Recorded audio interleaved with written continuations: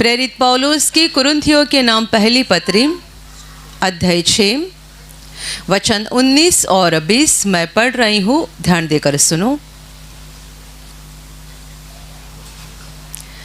क्या तुम नहीं जानते कि तुम्हारी देह पवित्र आत्मा का मंदिर है जो तुम में बसा हुआ है और तुम्हें परमेश्वर की ओर से मिला है और तुम अपने नहीं हो, क्योंकि दाम देकर मोल लिए गए हो। इसलिए अपनी देह के द्वारा परमेश्वर की महिमा करो। Hallelujah, hallelujah, hallelujah, hallelujah, hallelujah, hallelujah, hallelujah. वचन हमें बता रहा है, क्या तुम नहीं जानते हो कि तुम्हारी देह पवित्र आत्मा का मंदिर है जो तुम में बसा हुआ है और तुम्हें परमेश्वर की ओर से मिला है और तुम अपने नहीं हो, क्योंकि दाम देकर मोल लिए गए हो। इसलिए अपनी देह के द्वारा परमेश्वर की महिमा करो। Hallelujah, hallelujah, hallelujah, hallelujah, hallelujah. प्रभु यीशु पर विश्वास करके जितने सारे लोग परमेश्वर की संतान बन गए हैं, परमेश्वर के बच्चे बन गए हैं, उन सबों को ये वचन ऐसा सिखा रहा है कि क्या तुम नहीं जानते हो कि तुम्हारा शरीर, तुम्हारा देह ये पवित्र आत्मा का मंदिर बन गया है, क्योंकि परमेश्वर का आत्मा इसमें वास करता है और वो तुम्हें परमेश्वर की ओर से मिला है। प्रभु यीशु पर विश्वास करके जितने सारे लोग अपने पापों का पश्चाताप करते हैं और पापों की क्षमा पाते हैं, उन सबों को परमेश्वर पिता पवित्र आत्मा से भर देता है, ताकि ये पवित्र आत्मा हमेशा उनके अंदर रहे, उनको अंदर से ताकत देते रहे, उनकी अगुवाई करते रहे और उनको सत्य के रास्ते में आगे बढ़ाते रहे। Hallelujah, hallelujah, hallelujah. तो इसका मतलब ये हो जाता है कि जब हम प्रभु यीशु पर विश्वास करके पापों की क्षमा पाते हैं और पवित्र आत्मा को पाते हैं, उसके बाद हम एक अलग व्यक्ति बन जाते हैं। यद्यपि बाहर से हम वैसे ही दिखते हैं जैसे कि पहले थे, पर अंदर से हम अलग बन जाते हैं, क्योंकि परमेश्वर का पवित्र आत्मा हमारे अंदर आकर वस्ती करना शुरू करता है। और आगे वचन कहता है, तुम अपने नहीं हो, यानी हम खुद के मालिक नहीं है, क्योंकि दाम देकर परमेश्वर ने हमें बड़ा दाम देकर खरीद लिया है, मोल लिया है, और इसीलिए अपनी देह के द्वारा परमेश्वर की महिमा करो। Hallelujah, hallelujah, hallelujah, hallelujah, hallelujah.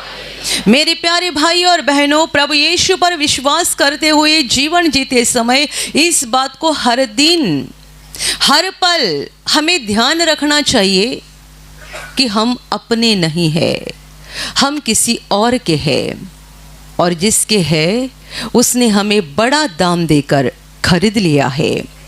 और ये दाम सोना चांदी नहीं, पैसा नहीं, कोई जायदाद नहीं, बल्कि अपना लहू बहाकर और अपना शरीर देकर उसने हमें खरीद लिया है। Hallelujah, hallelujah.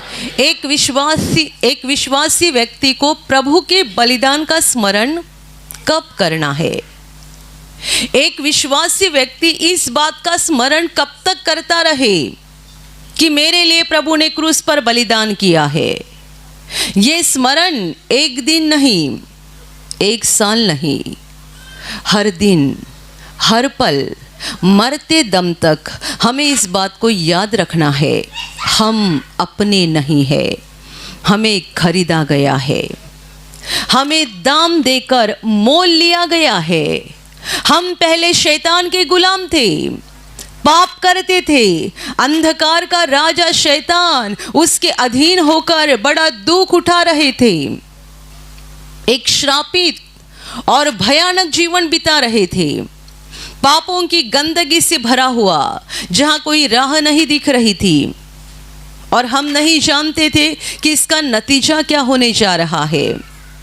हम उस अंधकार के राजा के गुलाम थे और यीशु मसीह ने इतना बड़ा अनुग्रह हमारे ऊपर किया कि उस अंधकार से हमें छुड़ाने के लिए उसने अपना बलिदान कर दिया। हम पापियों को बचाने के लिए उसने हमारे पापों को उठाया, सारा दंड लिया और वो क्रूस पर बलिदान हुआ। उसने अपने शरीर और लहू के द्वारा हमें उस दुष्ट शैतान के हाथ से खरीद लिया है। Hallelujah, hallelujah, hallelujah, hallelujah, hallelujah. ये सच्चाई को हमें हर दिन याद करना है, हर पल याद करना है, क्योंकि अभी हम खुद के नहीं है और ना ही पहले थे। पहले भी हम खुद के थे ही नहीं, जबकि लोग बोलते तो ज़रूर है कि मेरी मर्जी, मैं मेरी मर्जी की इच्छा के अनुसार कर रहा हूँ, मुझे जो चाहिए वो मैं कर रहा हूँ, पर सच्चाई में ये हमारी मर्जी नहीं होती, उस दुष्ट शैतान की मर्जी होती है। हालेलुया। वो चाहता है हम बुरे काम करते जाएं, वो चाहता है हम सारे गुनाहों में पड़े रहें, वो चाहता है हमारा जीवन अंधकार से भरता जाए। हम बदला लेते हैं, झूठ बोलते हैं, बहुत गलत काम किया करते हैं और ऊपर से बोलते हैं ये मेरी मर्जी है, पर ये हमारी मर्जी नहीं है, उस दुष्ट शैतान की मर्जी है। जितने सारे लोग बुरे काम किया करते हैं ये शैतान की मर्जी है। जब हम अंधकार में थे तब भी हम खुद के मालिक थे ही नहीं, क्योंकि वो हमारा अधिकारी था और वो जैसा कहता था वैसा हम करते थे, वैसा हम चलते थे और इसका नतीजा ये होने जा रहा था कि एक दिन हमारी आत्मा का अनंत काल के लिए विनाश होने वाला था। परमेश्वर पिता ने हम पर इतना अनुग्रह किया कि हम जैसे पापियों को बचाने के लिए परमेश्वर खुद इंसान बना, धरती पर आया, हमारे पापों का दंड उठाकर बलिदान हुआ। उसने हमें शैतान के हाथ से छुड़ाया। जिस रात, गुरुवार की रात जब प्रभु यीशु को पकड़ा गया था और उसके दूसरे ही दिन उसका क्रूस पर बलिदान होने वाला था, उस रात जब प्रभु अपने चेलों के साथ गेतसेमनी बगीचे में आखिरी बातें कर रहा था, तब प्रभु ने कहा था इस संसार का अधिकारी आ रहा है, मैं तुमसे अब ज़्यादा देर तक बातें नहीं कर पाऊंगा क्योंकि इस संसार का अधिकारी आ रहा है। पर आगे जाकर उसने ये भी कहा कि मुझ पर उसका कोई अधिकार नहीं है, मुझ पर उसका कोई अधिकार नहीं है, वो आने जा रहा है और मैं उसके हाथ में जाऊंगा, बड़ा क्लेश, दर्द और दुख उठाऊंगा तुम्हारी मुक्ति के लिए, तुम्हारे पापों के लिए। जब उस बगीचे में सिपाही प्रभु को पकड़ने के लिए आ गए तब प्रभु ने उनको सवाल किया था किसे ढूंढ रहे हो? उन्होंने कहा यीशु नासरी को। वहां प्रभु यीशु के साथ उसके चेले भी थे और पकड़ने के लिए आए हुए सिपाही प्रभु को ठीक से जानते नहीं होंगे, वो ढूंढ रहे थे और प्रभु जानता था ये मुझे ढूंढ रहे हैं, तो भी वो खुद सामने से सवाल कर रहा है किसे ढूंढ रहे हो? और वे कहते हैं यीशु नासरी को। यीशु जवाब देता है मैं वही हूँ। और जैसे ही प्रभु ने कहा मैं वही हूँ, बाइबल कहती है ये सिपाही जमीन पर गिर गए। हालेलुया।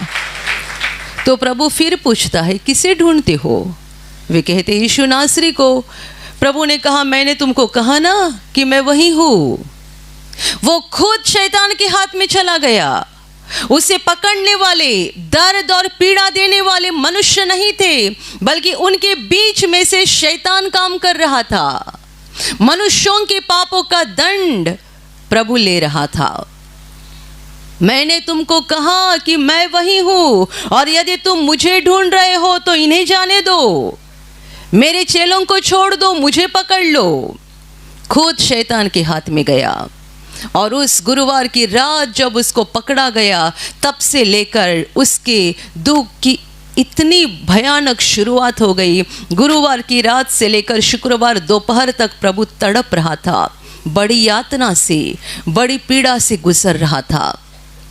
अंत में उसको क्रूस पर लटकाया गया। उसके दोनों हाथ, दोनों पैरों पे कीले मारकर उसको क्रूस पर लटकाया गया।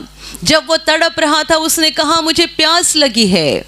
उसके शरीर में से इतना खून बह गया था, इतना खून बह गया था कि प्रभु बड़ा व्याकुल होकर बोला मुझे प्यास लगी है। तो वहाँ क्रूस पर एक बूंद पानी भी उसे नहीं दिया गया।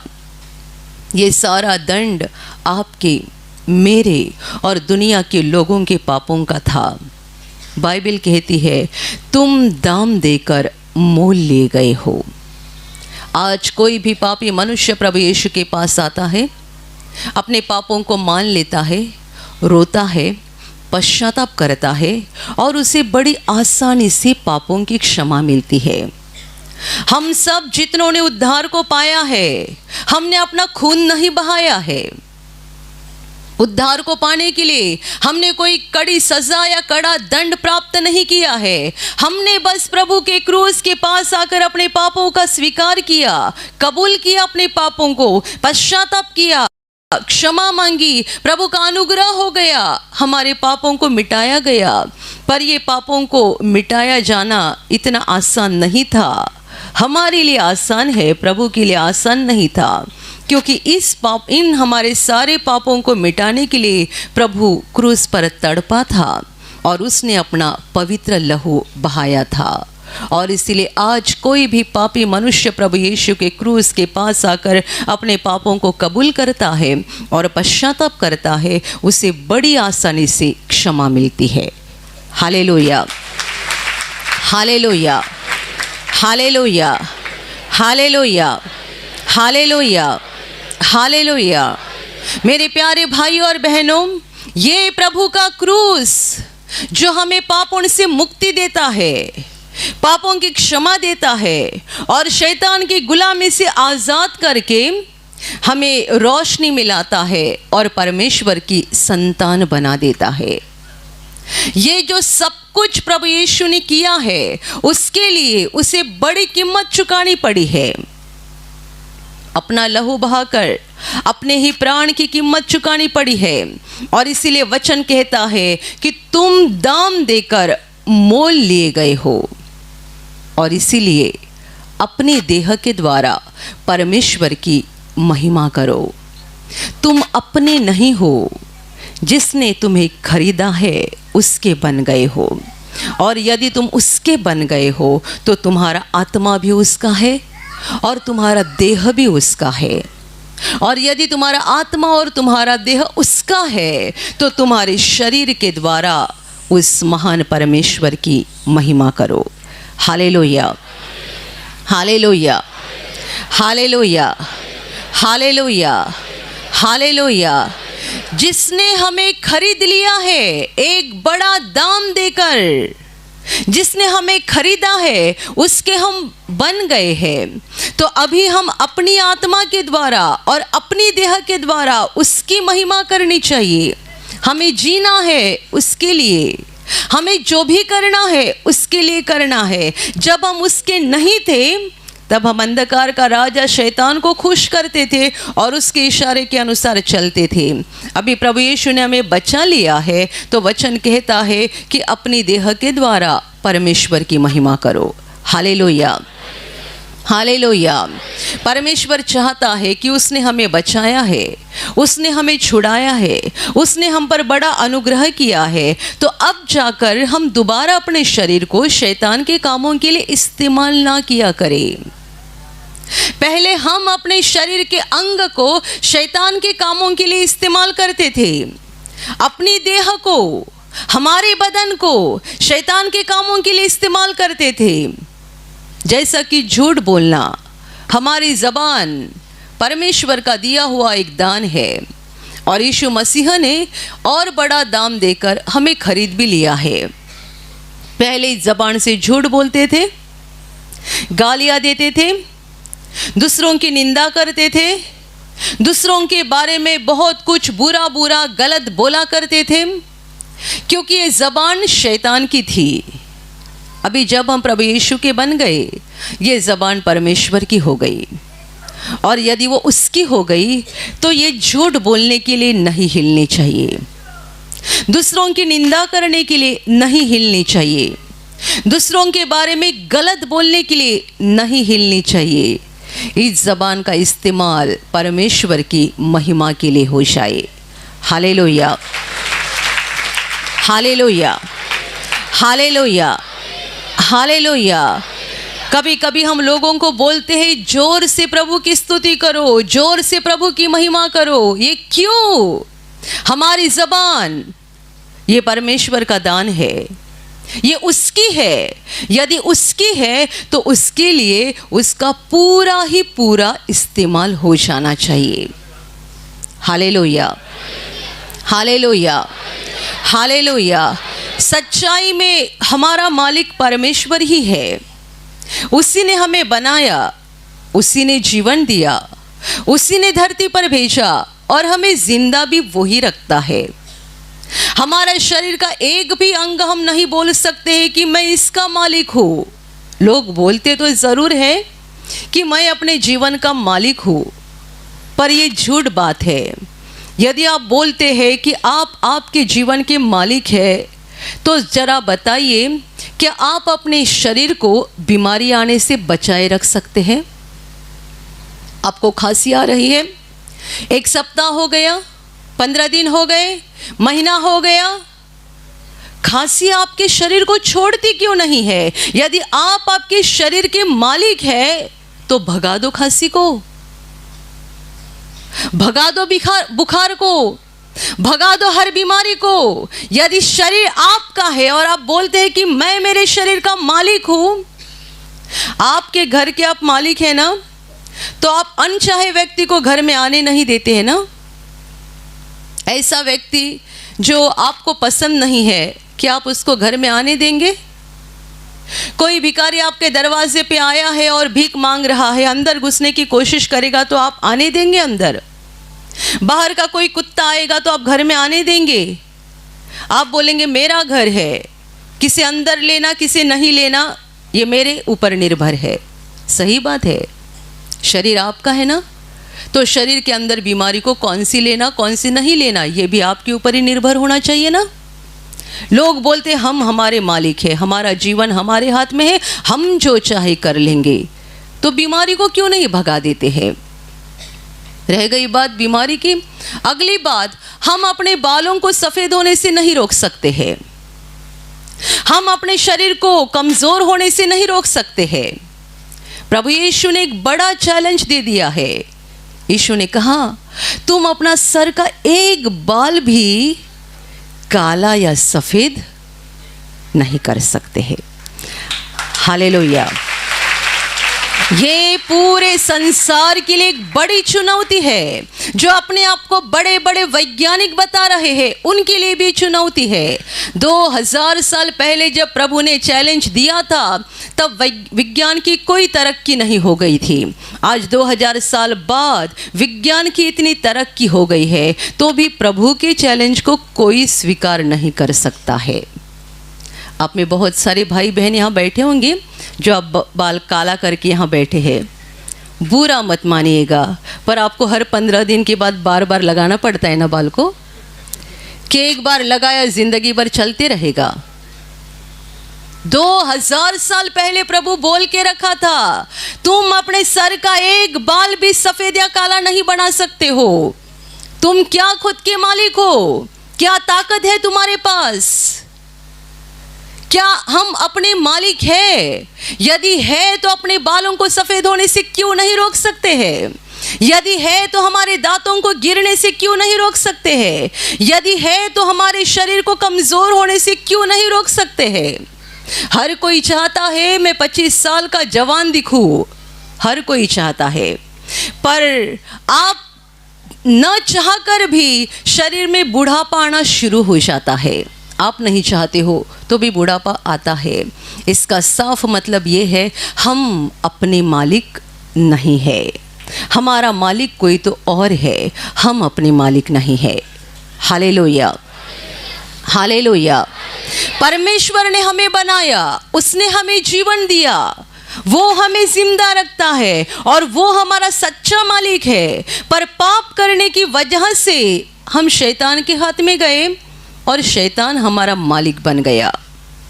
परमेश्वर था हमारा मालिक, पर हमने परमेश्वर का सुनने के बजाय शैतान का सुनना पसंद किया और इसीलिए हम शैतान के हाथ में गए। और इसी दुष्ट शैतान के हाथ से हमें बचाने के लिए यीशु मसीह स्वर्ग से धरती पर उतरा।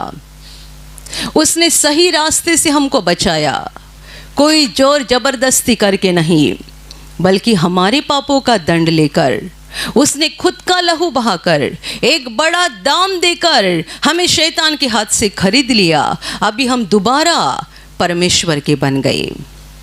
और अभी तो हमें सच्चाई को जानना है कि अभी हमें उस दुष्ट शैतान के इशारे के अनुसार नहीं करना है, हमें उसकी बातों में नहीं आना है, बल्कि हम अपनी देह के द्वारा परमेश्वर की महिमा करते जाए। Hallelujah, hallelujah, hallelujah, hallelujah.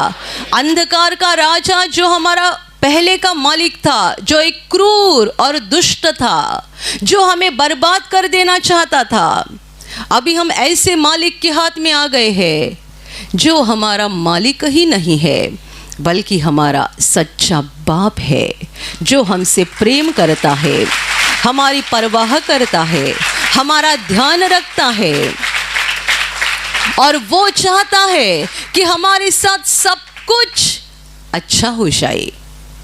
वो किसी का बुरा नहीं करना चाहता है, वो किसी के आंखों में आंसू नहीं देखना चाहता है। हमने बाइबल में पढ़ा है, जब एक विधवा औरत का बेटा मर गया था और वो औरत रो रही थी, उसके आंसुओं को देखकर, उसका दर्द देखकर प्रभु को उसके ऊपर तरस आ गया। प्रभु ने उसके बेटे को जिंदा तो जरूर किया, पर बेटे को जीवित करने के पहले प्रभु उस औरत के पास गया और उसे कहता है, मत रो, मत रो। कौन बोल रहा है? स्वर्ग और पृथ्वी का मालिक बोल रहा है, जिसने आसमान और धरती को बनाया, जिसने आपको और मुझे बनाया, वो परमेश्वर बोल रहा है, मत रो। इसका मतलब यह है, वो मनुष्यों की आंखों में आंसू नहीं देखना चाहता है। वो नहीं चाहता है हम रोते रहे, वो नहीं चाहता है हमारे जीवन में दुख और पीड़ा रहे। मत रो बोलकर उसको रोने के लिए रुकाया और फिर जाकर उस लाश के पास जाकर कहा, हे जवान, मैं तुझे कहता हूं उठ, और वो मुर्दा जिंदा हो गया। Hallelujah, hallelujah, hallelujah. परमेश्वर का दिल करुणा से भरा हुआ है, प्रेम से भरा हुआ है, और ऐसे प्रेम से भरे हुए परमेश्वर के अधीन हम हो गए हैं, तो हम कितने आशीषित लोग हैं। मेरे प्यारे भाइयों और बहनों, यीशु ने हमें खरीद लिया है और वो हमारा मालिक बन गया है। प्रेम करने वाला, दया करने वाला, तरस खाने वाला महान परमेश्वर हमारा मालिक बन गया है। तो अभी हमें शैतान के इशारे के अनुसार नहीं चलना है, बल्कि हमें अपनी देह के द्वारा परमेश्वर की महिमा करनी है। Hallelujah, hallelujah. ये हमारा सच्चा काम है, ये हमारा सच्चा फर्ज है कि हम हमेशा परमेश्वर की महिमा करते जाए। हमारे जीवन के द्वारा, हमारे बोलने के द्वारा, हमारे विचारों के द्वारा, हमारे चाल चलन के द्वारा हमें परमेश्वर की महिमा करनी चाहिए, क्योंकि हम उसके बन गए हैं। यदि हम उसके बन गए हैं, उसके अधीन हो गए हैं, तो हमने अपने जीवन के द्वारा उसी की महिमा करनी चाहिए। जैसे कि मैंने आपको कहा, पहले आप झूठ बोला करते थे, अपनी ज़बान से कितनी बुरी बुरी बातें बोलते थे, अब ये सारी बातें बोलना बंद करो और अपने ज़बान से भली बातें बोलो, दूसरों को आशीर्वाद दे दो, दूसरों के बारे में अच्छा बोलो। और यदि कोई गलत व्यक्ति आपको दिखाई दे रहा है या किसी के द्वारा आपको सताया जा रहा है या आपको बहुत पीड़ा हो रही है, प्रभु ने आपको एक बहुत अच्छा रास्ता दिखाया है, उनके लिए प्रार्थना करो। आप 10 लोगों को उनके बारे में बताएंगे, ये व्यक्ति इतना गलत है ना, मुझे ऐसा बोलता है, वैसा बोलता है, मुझे ऐसा सताता है, वैसा सताता है। आप 10 लोगों को बोलोगे, अपनी ज़बान को गंदी बनाओगे।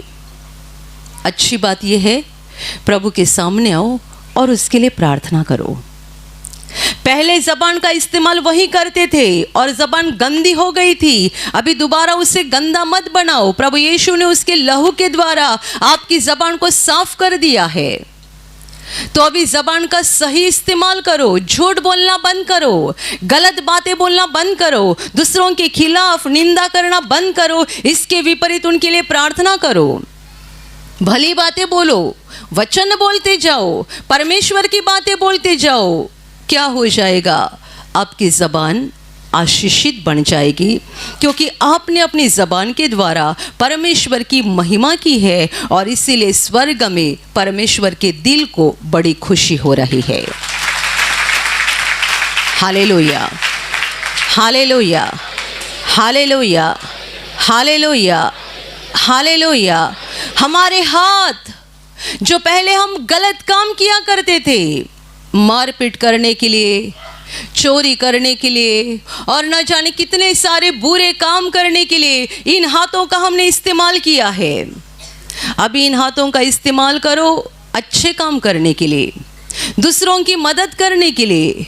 बाइबल कहती है जो पहले चोरी करने का काम करते थे, अभी वो चोरी करने का काम ना करे बल्कि दूसरों को देने का काम करे। इन हाथों से चोरी किया है, अभी इन्हीं हाथों से दूसरों की सहायता करो, दूसरों की मदद करो, इन्हीं हाथों से भलाई के काम किया करो और इन्हीं हाथों के द्वारा उस महान परमेश्वर की महिमा करते जाओ। Hallelujah, hallelujah. अभी आपने तालियां बजाई। तालियां बजाना एक साधारण बात मानी जाती है। आप देखते हैं हर जगह, कहाँ कोई फंक्शन होता है, कोई कार्यक्रम होता है, कोई स्पर्धा होती है, कुछ भी होता है, वहाँ हमेशा लोग तालियां बजाने का काम करते हैं। प्रार्थना घर में भी लोग तालियां बजाते हैं। काम एक ही, असर अलग अलग मालूम पड़ता है। कोई क्रिकेट की मैच देख रहा है, वहाँ भी तालियां बजाता है। आप यहाँ तालियां बजा रहे हैं, ये तालियां प्रभु के लिए है और इसीलिए लोग इन तालियां बजाने के द्वारा भी चंगाई का अनुभव करते हैं। Hallelujah, hallelujah. कितने सारे लोगों ने ऐसी गवाही दी है आज तक कि उनके हाथों के साथ कोई परेशानी थी, कोई समस्या थी या दर्द था, पर प्रार्थना में आने के बाद उन्होंने सोचा कुछ भी हो जाए, दर्द के साथ मैं तालियां बजाऊंगा, दर्द के साथ मैं प्रभु की महिमा करूंगा। और वे वैसा शुरू कर देते हैं और उनके ध्यान में भी नहीं आता कि उनके हाथों की समस्या कब खत्म हो गई। ऐसा क्यों होता है? क्यों प्रभु उनके हाथों को चंगा करता है? क्यों प्रभु उनकी समस्या को निकाल देता है? वचन कहता है अपनी देह के द्वारा परमेश्वर की महिमा करो। जब आप इन हाथों का इस्तेमाल परमेश्वर की महिमा के लिए कर देते हैं, परमेश्वर के दिल को बड़ी खुशी होती है। Hallelujah, hallelujah. इसीलिए हमेशा जहाँ परमेश्वर की महिमा होती है, परमेश्वर की स्तुति होती है, वहाँ बड़ा सामर्थ उतरता है, क्योंकि बाइबल कहती है जहाँ परमेश्वर की स्तुति होती है वहाँ पर वो मौजूद रहता है। Hallelujah, hallelujah, hallelujah. और इसीलिए स्तुति, परमेश्वर की महिमा करना, ये सर्वश्रेष्ठ प्रार्थना है। हम मांगते बहुत है पर परमेश्वर की महिमा कम करते हैं। अभी जब परमेश्वर की महिमा करो ऐसा वचन कहता है, तब इसका मतलब इतना सीमित नहीं है कि हम बस तालियां बजाए, गाना गाए, अपने हाथों को ऊपर उठाए। ये महिमा करने का एक तरीका हो गया। परमेश्वर की महिमा करने का दूसरा तरीका है, जब हम भले काम करते हैं और वचन के अनुसार चलते हैं, तब हमारे जीवन के द्वारा परमेश्वर की महिमा होती है। Hallelujah, hallelujah, hallelujah, hallelujah. ऐसे कितने सारे लोग हैं जो यहाँ प्रार्थना में आने से पहले उनका स्वभाव एक भयानक स्वभाव था। इससे जमता नहीं, उससे जमता नहीं, इसके साथ बातें नहीं करते, उसके साथ बातें नहीं करते, 100-200 दुश्मन रहते हैं उनके। ऐसे लोग जिनके 100-200 दुश्मन है और घर से निकलते ही ऐसे चलते हैं जैसे कि आसपास लोग ही नहीं है, क्योंकि किसी के साथ जमता ही नहीं है, बातें ही नहीं करते हैं।